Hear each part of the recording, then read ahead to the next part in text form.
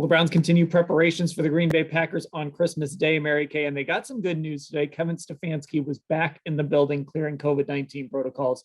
Austin Hooper, Jacob Phillips, JoJo Natson also all brought off the respective COVID-19 lists. So at least this kind of week of preparation starts off on a good note. Yeah, it really does. I mean, it's going to be great for them to have their head coach back. You don't want to go into Green Bay and try to beat Aaron Rodgers and the 11-3 Packers without your head coach. So they're starting to get some good news, as you mentioned, and having Austin Hooper back will help. I mean, this team has scored 17 or fewer points in 9 of their last 11 games. They need all the help they can get on offense. And of course, they're down some guys on defense. Jacob Phillips will also help.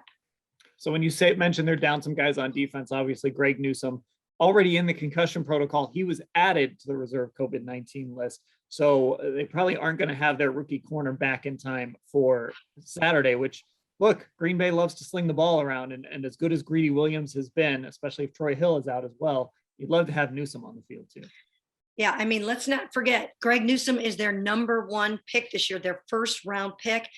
They drafted him for a reason, to be there in big games like this. And now he won't be there. And I know they're very, very disappointed about that. I knew that Greg was probably going on the list when he tweeted this morning a forehead slapping emoji. You just knew that it was bad news. Once again, he's missed a few games with his concussion as it is. Greedy's going to have to step up. He had that big interception. It should have been the play that sealed the victory. Unfortunately, the offense couldn't come through for him.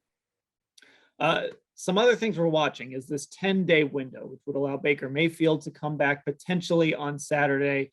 Jarvis Landry is in that mix, Jedrick Wills. There are some big name guys who tested positive on December 14th and December 15th who could make their way back for Christmas. Now, Kevin today sort of tempered that a little. He said they'd take it on a case-by-case basis. But Mary Kay, I would imagine if Baker Mayfield is eligible to return on Saturday, they're going to want him on the football field. Yes, absolutely. As long as he clears that 10-day protocol issue, he should be back out there.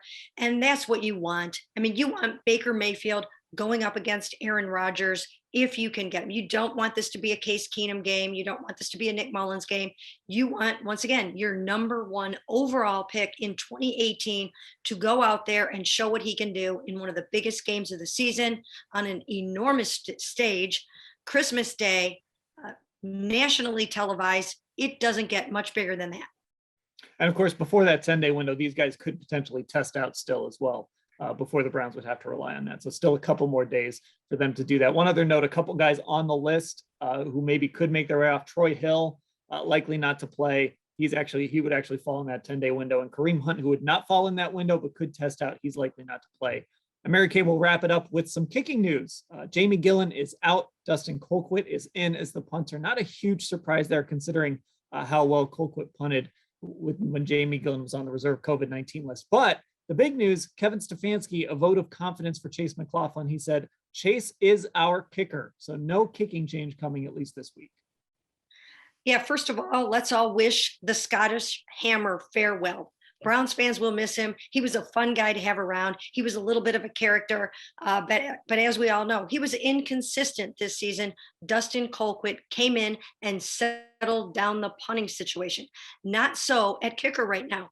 Chase McLaughlin has made only 2 of his last 6 kicks. He has missed one in each of the last 4 games, including that big 47-yarder against the Raiders, which proved to be the difference in the game. Now they're going to Green Bay. They will have the same kicker, regardless of the fact that these games usually are very close, very tight, and so much is at stake. I can only surmise they must not be able to find anybody better right now, or they probably would. So whatever happens in that kicking position and whatever happens in Green Bay, we'll have it all covered as we always do. You can find it all at cleveland.com/Browns.